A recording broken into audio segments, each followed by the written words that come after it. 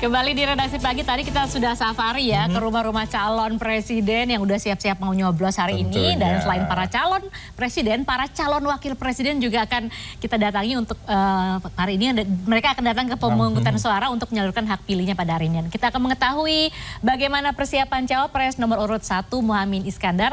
Sudah ada rekan kami Reza Siregar di kediamannya. Sementara di tempat pemungutan suara cawapres nomor urut 2 Gibran Rakabuming Raka sudah ada Teddy Zuhari. Dan kita akan melihat juga persiapan cawapres nomor urut 3 Mahfud MD yang sudah ada Nabila Putri di sana. Kita langsung sapa rekan-rekan. Halo, selamat pagi teman-teman. Kita pertama akan ke Reza Siregar terlebih dahulu ya, Lia dan juga pemirsa.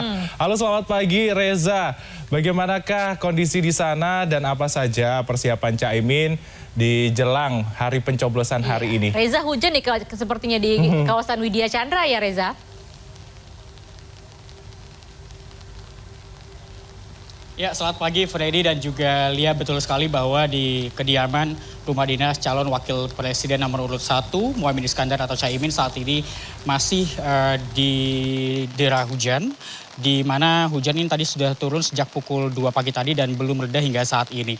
Dan kalau ditanya mengenai apa persiapan dilakukan oleh Caimin pada pagi hari ini, belum terlihat adanya persiapan yang terlihat begitu ya di rumah Caimin, karena memang rencananya Caimin baru akan bergerak nanti pada pukul 6 lewat untuk menuju ke TPU Jeruk Purut untuk berziarah ke makam ayah mertua dari istrinya yakni Rustini Murtado, di mana nantinya setelah berziarah bersama istri dan juga ketiga anaknya, Caimin akan langsung menuju ke TPS nomor 23 di Jalan Kemang Raya untuk mencoblos bersama juga dengan ibu mertuanya di kawasan Kemang. Dan nantinya setelah dari TPS, nantinya Caimin sekeluarga akan langsung menuju ke markas Timnas Pemenangan Amin. Nantinya di sana Caimin akan bertemu dengan Anies Baswedan untuk secara bersama-sama melihat secara langsung quick count yang akan diadakan ataupun diperlihatkan di markas Timnas Pemenangan Amin di Jalan Diponegoro 10. Dan kalau dapat saya gambarkan, sejak pagi tadi memang ini tidak terlihat adanya persiapan yang begitu berarti, tidak seperti saat pendaftaran KPU sebelumnya ataupun saat debat-debat sebelumnya di mana banyak elit PKB yang hadir ke rumah Caimin, karena memang untuk saat ini para elit PKB ini masing-masing mencoblos di daerah atau di TPS-nya masing-masing, ada yang di Jawa Timur, di daerah-daerah lainnya juga. Dan kemarin ini Caimin sejak 2 hari yang lalu, kemarin 2 hari lalu ini sempat ke Jombang, Jawa Timur untuk berziarah ke makam kakek buyutnya Ki Haji Bisri Syamsuri dan juga sowan ke ibunya, karena memang untuk saat ini ibunya tidak berada di Jakarta namun berada di Jombang karena ibunya terdaftar di TPS yang berada di rumah Caimin yang berada di Jombang, dan sekaligus melakukan sowan ataupun meminta restu kepada sang ibunda agar dalam pemilu 2024 kali ini seluruh rangkaiannya diperlancar hingga sore nanti. Dan selain itu pada kemarin ini juga Caimin bersantai bersama keluarga, menonton film bersama di salah satu mal di kawasan Jakarta Selatan. Kemudian pada malam hari kemarin di DPP Partai Kebangkitan Bangsa, Caimin bersama juga dengan Tom Lembong, co-captain Timnas Amin, melakukan ataupun menghadiri acara doa bersama yang digelar oleh seluruh kader Partai PKB dan juga hataman Al-Quran. Dan kemarin usai dari doa bersama ini Caimin sempat ditanyai oleh para awak media bagaimana perasaannya menjelang pencoblosan pada hari ini. Dan Caimin mengatakan bahwa ia deg-degan, tegang, bahwa karena memang ini sudah hal yang dipersiapkan jauh-jauh hari. Saya akan memperlihatkan kepada Anda, Freddy dan Lia, ini adalah kondisi rumah Caimin pada pagi hari ini.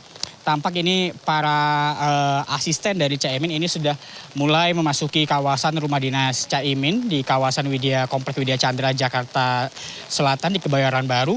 Dan ini kalau dapat lihat lagi di sebelah kiri, ini para awak media juga masih menunggu Caimin untuk keluar untuk nantinya persiapan menuju ke TPU Jeruk Purut untuk berziarah ke makam ayah mertuanya. Dan nantinya kita akan menantikan secara bersama-sama bagaimana jalannya persiapan ataupun hari pencoblosan yang dilakukan oleh calon wakil presiden nomor urut 1 Muhaimin Iskandar atau Caimin. Sementara demikian, kembali ke Anda, Freddy, Lia. Baik, terima kasih Reza Siregar melaporkan dari kawasan Widya Chandra, Jakarta. Oke, yang masih gelap, hujan. Nah, kita sekarang ke Solo ya. Ya, kita agak jauh dulu ya Di terbangnya. sini udah ada Teddy yang akan melaporkan dari TPS yang akan digunakan oleh Cawapres nomor urut 2 Gibran Rakabuming Raka. Ini ada yang menarik nih, kayaknya TPS-nya bernuansa cinta-cinta. Cinta-cintaan dan juga dan warna pink. pink. Bisa ceritanya langsung Teddy. Silakan Teddy. Sugeng Enjang, Lianita Ruhyat, Freddy Cahyo, selamat pagi dari TPS 34 Kecamatan Banjarsari, Kelurahan Manahan, Surakarta, Jawa Tengah. Saya melaporkan ini adalah kondisi pagi ini di TPS 34 di mana calon wakil presiden nomor urut 2 Gibran Rakabuming Raka akan menyalurkan hak suaranya untuk mencoblos di TPS ini. Tapi sedikit saya sampaikan, memang belum ada para tamu yang akan mencoblos di sini, tapi petugas dari KPPS sudah ada sejak sekitar setengah jam yang lalu.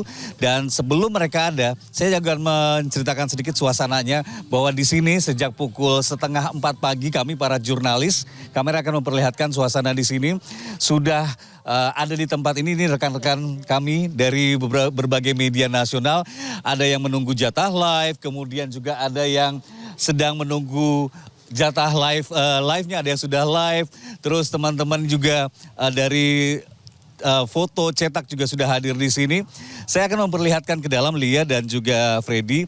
Ini adalah bagian dalam dari TPS 34 di mana seluruh warga yang mempunyai hak pilih di TPS ini pertama kali ketika datang harus membawa undangan mereka mendaftar di tempat ini.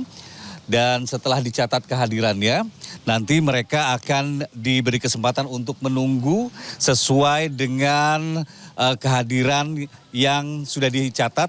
Dan petugas KPPS nanti akan memanggil sesuai daftar kehadiran awal. Dan setelah nanti dipanggil para warga yang punya hak pilih di sini, mereka akan menuju ke tempat bilik suara untuk melakukan pemungutan suara atau mencoblos di ada 4 bilik yang saya lihat ada di sini. Dan kamera akan mendekat, saya akan memperlihatkan juga beberapa himbauan yang ada di TPS ini, bahwa nanti ketika menyampaikan hak suaranya perlu diingat, ini juga berlaku secara nasional sebenarnya, Lia dan Freddy, bahwa ada peringatan bagi warga yang mencoblos di sini dilarang untuk merokok di bilik suara tentu saja, dan juga dilarang berfoto atau mengambil video di bilik suara baik saat mencoblos atau sesudah mencoblos, karena sesuai dengan moto bahwa jujur dan adil, ini hanya para mereka yang mencoblos, Anda yang mencoblos yang berhak tahu siapa yang Anda pilih. Nah, setelah melakukan pencoblosan, menyampaikan hak suaranya, nanti seluruh tamu undangan yang terdaftar di DPT ini akan diarahkan ke tempat ini.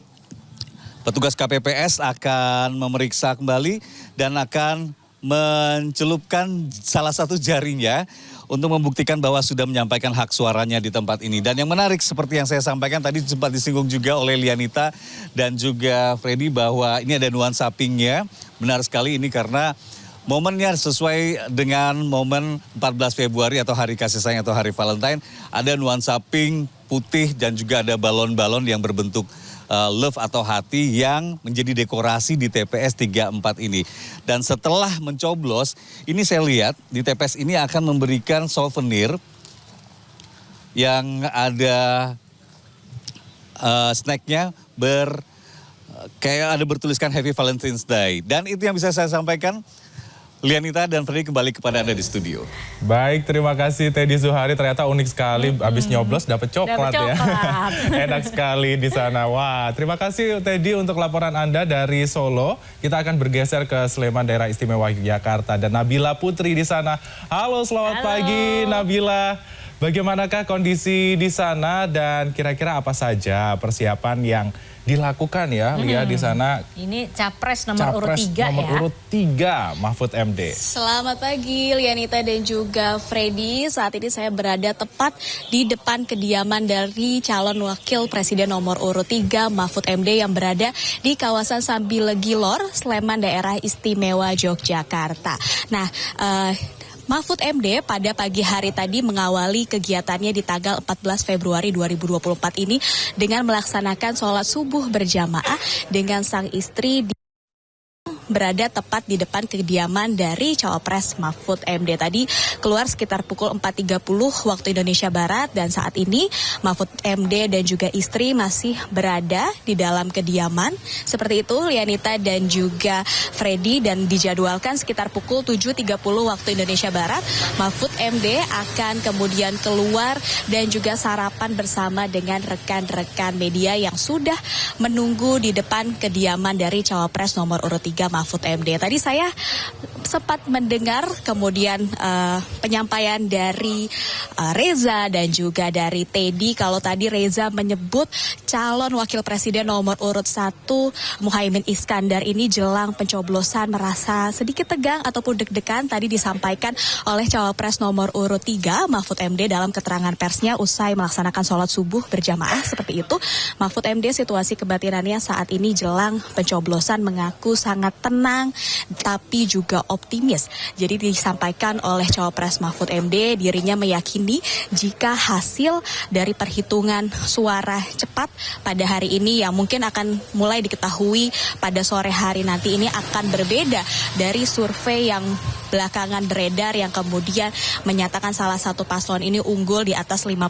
Bahkan tadi Mahfud MD secara tegas menyatakan angka 50% tersebut merupakan salah satu upaya penggiringan opini. Namun kita akan telusuri lebih jauh seperti apa karena kami juga masih sama-sama menunggu bagaimana kemudian hasil dari perolehan pemilu ataupun Pilpres 2024 ini. Tadi disampaikan Mahfud MD mengaku tenang, optimis seperti itu, dan Mahfud MD dijadwalkan akan memberikan hak suaranya di TPS 106 yang berada di dekat kediamannya.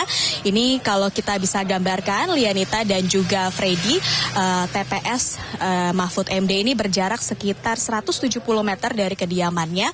Dan kalau tadi Teddy menyampaikan suasana kemudian di TPS dari cawapres nomor urut 02 Gibran Rakabuming Raka ini tematik Valentine seperti itu. Kalau di TPS dari Mahfud MD kami kemarin sudah sempat melihat langsung di TPS-nya. Ini situasinya kental dengan suasana khas daerah istimewa Yogyakarta. Jadi ada ornamen wayang, kemudian juga background ataupun latar belakang dari kotak ataupun tempat pemungutan suaranya ini bergambarkan rumah tradisional daerah istimewa Yogyakarta. Ini ada filosofinya seperti itu Yulianita dan juga Freddy, yakni filosofinya bahwa warga Sambilegilor ini menyambut kembali Mahfud MD kembali ke rumah. Karena seperti yang kita ketahui 4,5 tahun ke belakang saat Mahfud MD ditunjuk sebagai Menko Polhukam RI oleh Joko Widodo, artinya Mahfud MD ini berkediaman di rumah dinasnya yang ada di Jakarta. Kami masih menunggu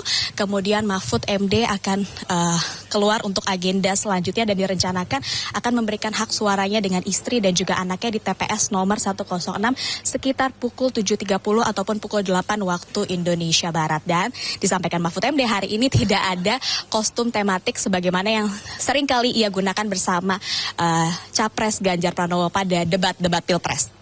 Kembali ke studio. Baik, terima kasih atas laporannya langsung dari kediaman cawapres nomor urut 3. Dan sebelumnya juga ada laporan dari TPS dari cawapres nomor urut 2, ada tadi di Surakarta, dan juga ada laporan dari Reza di kediaman Caimin ya, di Widya Chandra Jakrat. Terima kasih teman-teman, kita akan kembali lagi kepada Anda untuk mengupdate informasi selanjutnya. Selamat pagi. Selamat pagi.